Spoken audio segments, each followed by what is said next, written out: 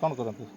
ମୁଁ ଏଇ ଚାବାଲି ଯୁବ ସ୍କୁଲରେ ଶିକ୍ଷକତା କରୁଅଛି ଆଉ ଇନଚାର୍ଜ ହେଡ଼ମାଷ୍ଟର ରୂପରେ ମୁଁ କାର୍ଯ୍ୟ ନିର୍ବାହ କରୁଛି। କ'ଣ ହେଇଛି ଆଜି ଆପଣ ବିଦ୍ୟାଳୟରେ? ସାର୍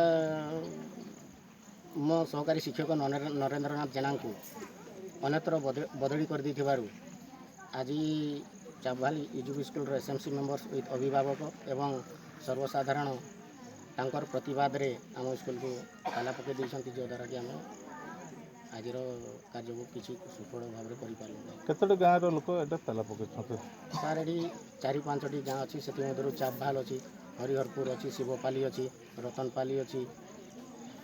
ତ କାହିଁକି ତାଙ୍କର ବଦଳି କରାଗଲା ନରେନ୍ଦ୍ର ବାବୁଙ୍କୁ? ସାର୍ ସେ କଥା ତ ମୁଁ କହିପାରିବି ନାହିଁ।